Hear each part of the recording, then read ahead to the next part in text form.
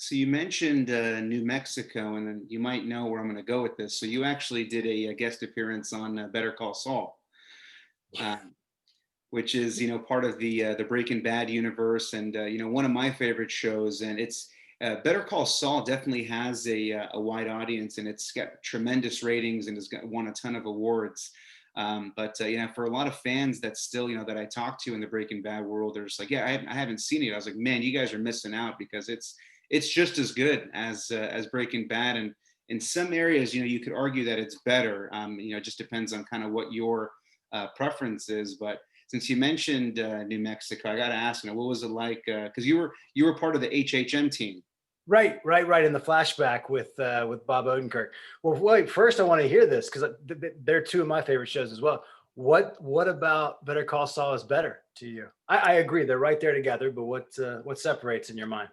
Well, for me, it's just amazing how, because with Breaking Bad initially, with the first season, what I remember, it was only like 6 episodes, maybe 7 episodes. There was a writer's strike when Breaking Bad first came out. So the creators didn't even really know what they had at that point. It wasn't until season 2 was where it was given a full season, and then there was more characters that were added. So there's a lot more characters in Breaking Bad, and with Better Call Saul, it's literally a handful.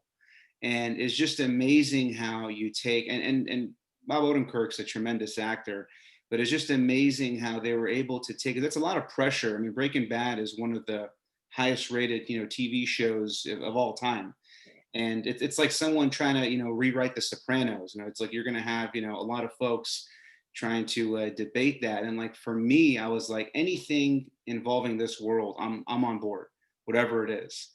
And And it's so similar, isn't it? Like the style, stylistically, color wise, the tone, it's all so similar. It's funny, man. I've just literally picked it back up in season 3, and yeah, it's bringing back all those memories. So first of all, we talk about my almost 20 years. Bob Odenkirk is a guy who I really admire because he's paid his dues, man. I mean, he was a writer for sketch comedy. I think he worked for SNL for a little while, I think, and then of course there's the David Cross. But on set, man, he couldn't have been nicer. He even at one point we're in the shot together, and he stopped the camera and looked over at me and said, "Hey, man, scoot a little more this way. You're going to get better coverage this way." Nobody does that. No, nobody ever does that. So it was very clear, and you find this, Zia, too. The more you do it, that people really are kind of who they are. Bob is kind of playing a version of himself. He is that nice. He's got a good heart. Saul's really got a good heart. I know he's checkered past or whatever, but couldn't have been a nicer guy, man. And it was a blast. I mean, I grew up watching Mike McKean, man. I mean, I'm dating myself, but Laverne and Shirley, oh yeah, and of course, Spinal Tap, maybe my, one of my all-time favorite spoofs. So, getting to work with him and Bob was a dream. Yeah.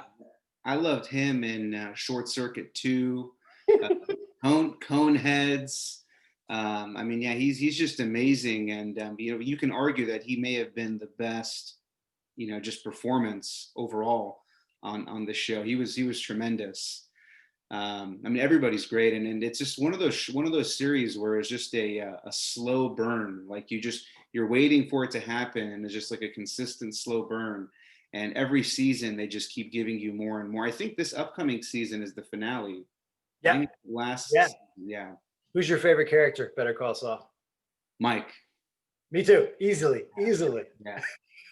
He's just it's just like he looks. I mean, so with Better Call Saul, it's the prequel to Breaking Bad, and obviously the actor himself is aged, but he's just putting in so much more in Better Call Saul than he did. I mean, he was also in Breaking Bad, but like that scene where they were. I don't want to spoil it for you if you haven't been caught up, but there's a scene where they're in the desert, and man, it's just phenomenal seeing those two together. You're realizing how Michael came to be.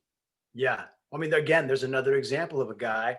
I remember Mike in Beverly Hills Cop, man. Oh yeah, you know, as the heavy who gets the cake put in his face by Eddie Murphy. You know what I mean? So That's the hotel.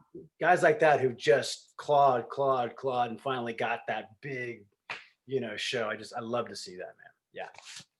Yeah, that's awesome. Yeah, I mean, he was great in Beverly Hills. He was kind of always been that guy that he was in Beverly Hills Cop and Armed and Dangerous, and I think he was in 48 Hours in the beginning too. And I wasn't for it. You're right. in the beginning, I think he got killed right in the beginning. Well, what he's doing as an actor on Better Call Saul and Breaking Bad, man, it's not easy. You know, he's got that quiet power, you know, and people think it's, oh, you know, he's doing nothing. I mean, he is in a sense, but it's so tough to play that the subtlety. He's amazing. I can't say enough good things. Yeah. Yeah. So is there any coincidence while you're going back to New Mexico? Maybe they're bringing you back for the last season, or? Oh, I wish, man. I mean, just so much stuff is shooting there, Zia. I shot Dreamland recently, you know, fairly recently out there with Margot Robbie and the Marksman with Liam Neeson.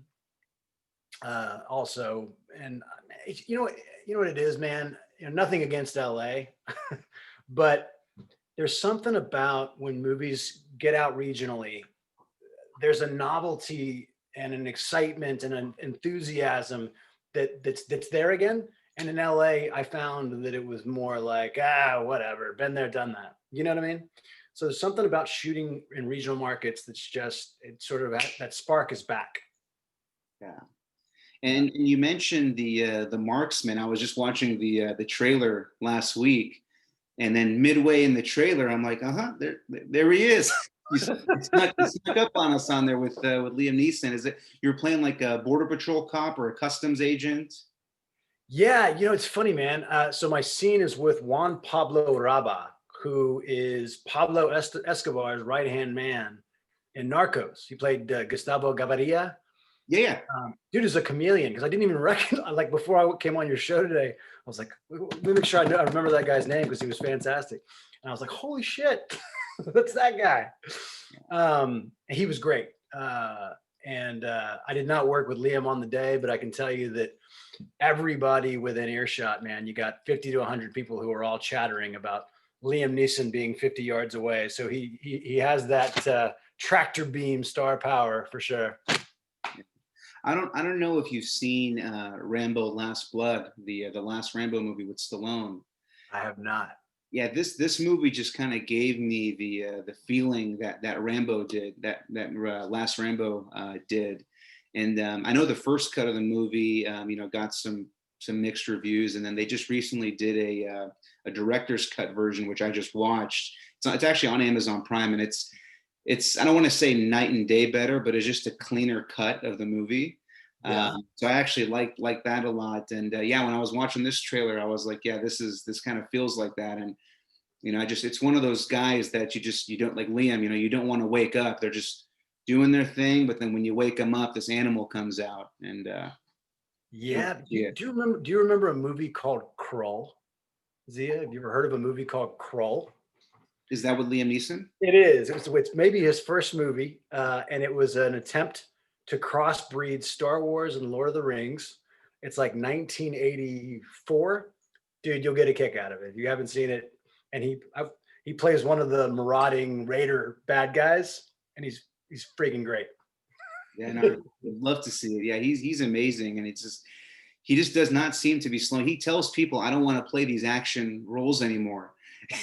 They just keep bringing him in, and people love to watch him beat people up. And it seems like that's what he's going to do, just based on the trailer. I mean, he seems like he's got a set of skills, and he's not afraid of the cartel. I was waiting for that. I've got a very special set of skills. Yeah.